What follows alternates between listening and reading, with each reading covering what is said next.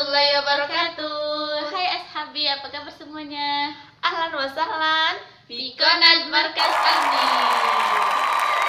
Nah, kalian pasti baru lihat kan wajah-wajah baru kita? Pada penasaran kita mau ngapain di sini? Ada yang tahu? Nah, di sini kita akan berbagi pengalaman tentang kita dalam menghafal Al-Qur'an. Nah, di sini kita punya beberapa metode. Jadi buat ashabi semua yang sedang menonton ini, jangan di-skip dan tonton sampai habis. 8 metode menghafal Al-Qur'an. Yang pertama, niat. Nah, di sini ashabi sangat penting sekali kita berniat. Sebagaimana Rasulullah bersabda, innamal a'malu binniyat, segala sesuatu tergantung pada niatnya. Jadi ketika kita ingin menghafal Al-Qur'an, kita harus berniat terlebih dahulu. Kira-kira niat kita untuk apakah sih menghafal Al-Qur'an? Atau niat kita ingin menjadi terkenal biar jadi hafidho, atau ingin mendapatkan seseorang? Nah, jadi di sini kita harus meluruskan niat, yaitu lillahi ta'ala dan ikhlas. Nah, di sini ikhlas sangat penting sekali karena apa? Jika kita menanamkan rasa ikhlas dalam hati, maka Allah akan memudahkan kita dalam menghafalkan Al-Qur'an.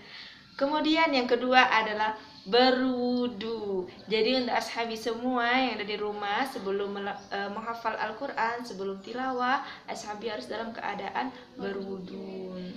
Kemudian yang ketiga, meneguhkan keyakinan dan minta doa kepada orang tua. Nah, di sini meneguhkan keyakinan. Di sini kita harus mempunyai keyakinan jika kita itu bisa menghafal Al-Qur'an, jika Al-Qur'an itu mudah untuk dihafalkan. Jadi di sini kita harus berpikir positive thinking seperti itu. Kalau Al-Qur'an itu mudah dihafalkan, dan jangan lupa juga kita minta doa kepada orang tua. Kemudian yang keempat adalah tempat. Nah, di sini kita harus mencari tempat yang sangat strategis. Dan tempat ini nggak boleh terlalu nyaman dan nggak boleh terlalu berisik.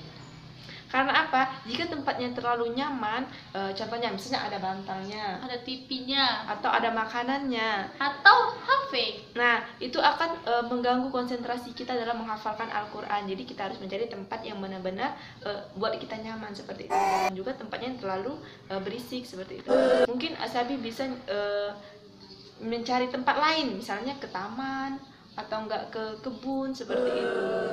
Tapi untuk sekarang ashabi cukup di rumah saja menghafalnya. Carilah tempat ruang di rumah ashabi sendiri itu yang nyaman bagi ashabi untuk menghafalkan Al-Qur'an seperti itu.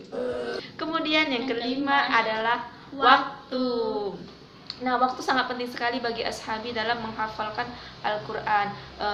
Ashabi harus punya waktu yang terjadwalkan seperti itu. Ashabi bisa menulisnya di kertas, terus menempelnya di dinding, dan ashabi bisa melihat kapan sih jadwal ashabi menghafal seperti itu. Ataukah habis sholat subuh atau habis sholat asar, ashabi harus punya jadwal seperti itu. Jadi mudahkan ashabi sendiri dalam menghafalkan Al-Qur'an.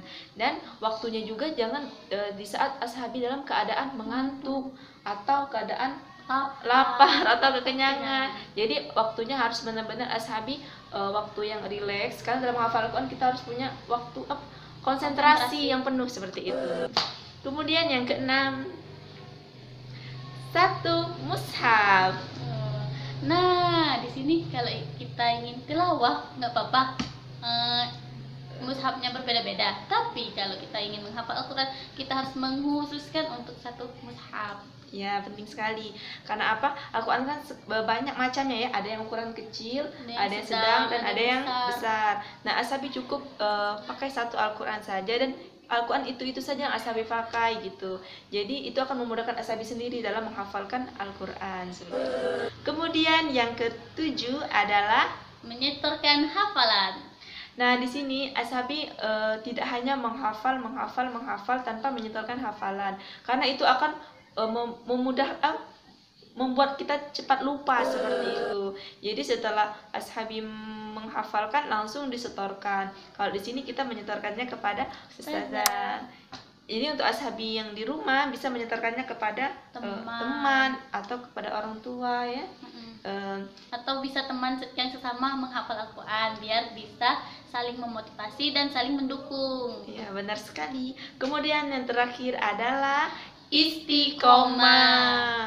Nah, di sini Ashabi seperti yang sudah disebutkan sebelumnya, jika niat kita itu ikhlas, maka insya Allah kita akan istiqomah terus dalam menghafalkan Al-Quran. Jadi untuk Ashabi semua, jangan misalnya sehari menghafal, sehari enggak, sehari menghafal, sehari enggak. Itu akan menyusahkan Ashabi sendiri seperti itu. Dalam menghafal itu akan membuat hafalan buyar juga. Jadi untuk Ashabi harus terjadwalkan seperti waktu juga tadi kan. Jadi bisa istiqomah setiap harinya seperti itu. Nah, itulah 8 metode dari kita. Semoga bermanfaat untuk Ashabi semua. Oke Ashabi, jangan lupa di subscribe, Like, komen. and share.